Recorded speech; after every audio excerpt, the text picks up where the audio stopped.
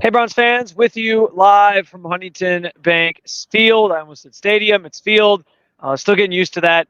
But the Browns, clearly, are still getting used to playing football here in 2024. It was a rough one today. And in this video, we specifically want to talk more about the offense in particular because, I mean, Anthony, we could probably do a 4-hour video on the offense, some of the issues that they had today. It just seemed like there was a lot of discombobulation, a lot of people not on the same page, which maybe can be chalked up to the lack of reps that they spent together during training camp with the preseason. I don't know that for sure because other teams don't get those same reps as well, but it's probably a factor here. I just think the biggest thing for me is the offense that the Browns were sort of selling when they bring in Ken Dorsey and they talk about the things that they're doing.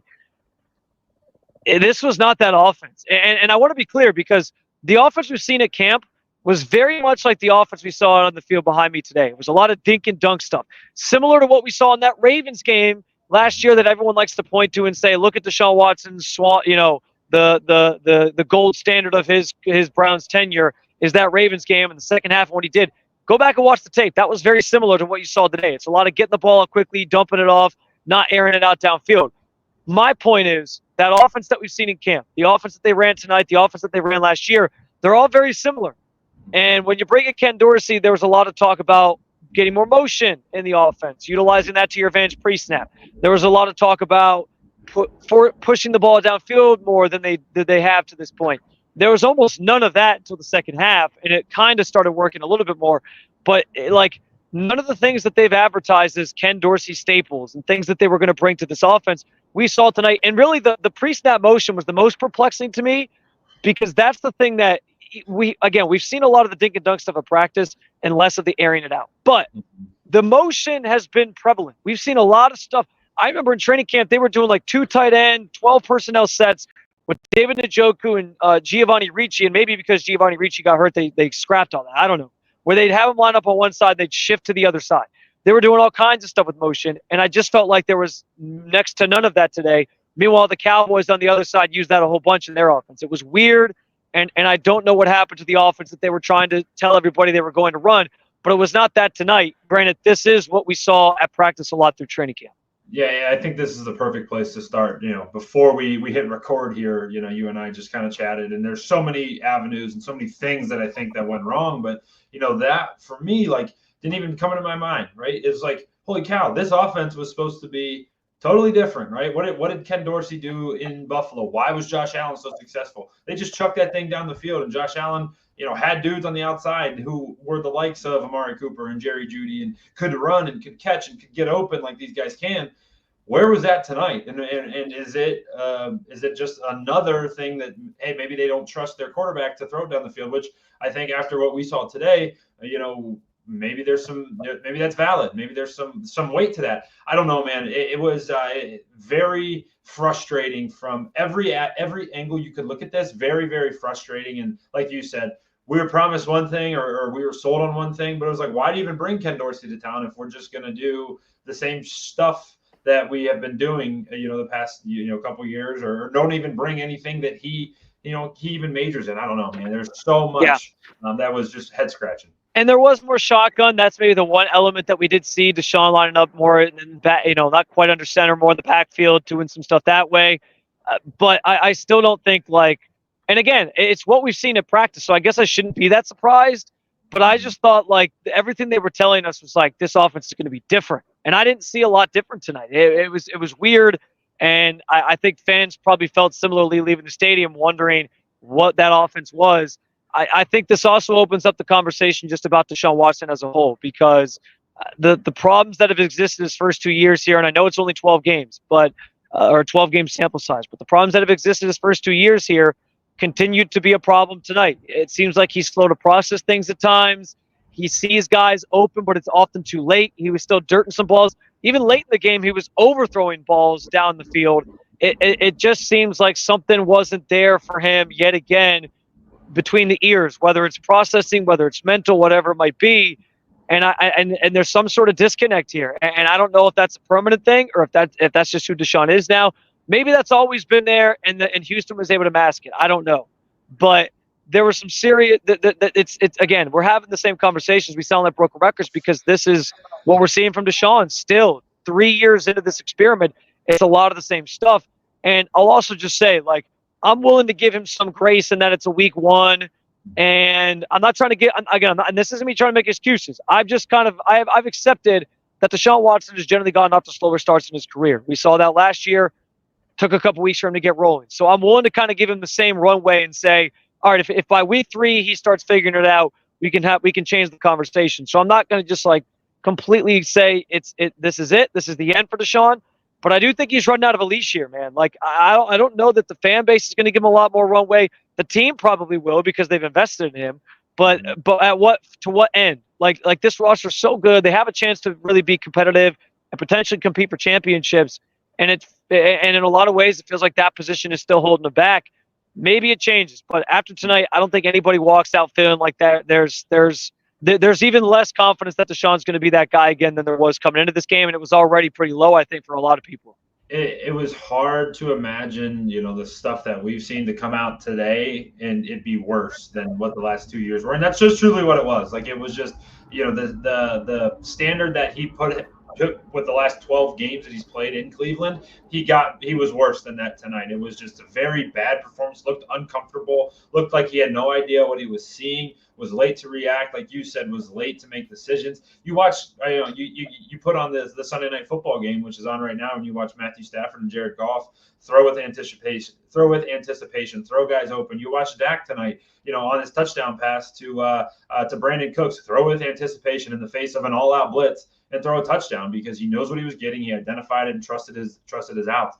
We didn't have that tonight. And like you said, I don't know if that's what it's going to be for the rest of the time. That's what it is now. Maybe it is, but it's just was very disappointing to see that. But like you said, the flip side of that coin in giving him that grace and giving him that runway, if you will, he mentioned it in his press conference. He started 0-4 the one year Houston went, their longest run into the playoffs. They started 0-4. And it's like, yeah, you've been on that.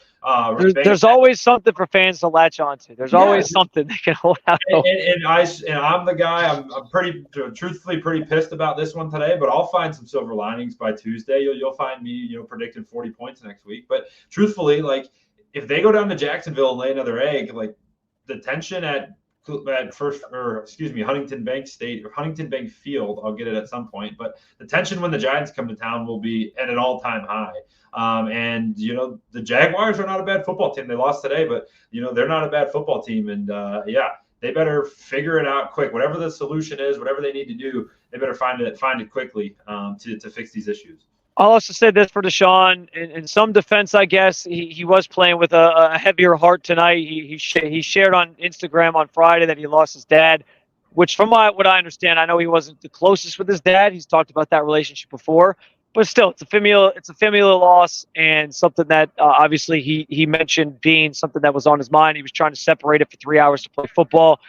He also lost a former teammate of his as well this week. So it has been a trying week. And again, in the name of trying to give him some grace, I'm there. But I like at this point, man, like he's got to show something that we haven't seen yet for people to start actually thinking that this was worth the investment. And if he's going to take this team to the levels that they talk about being able to get to. So still a lot of questions there. There was more than just Deshaun's issues, though. I mean, the offensive line struggled. Some numbers for you. They had 1 first down in the entire first half, and it was on the first drive of the game.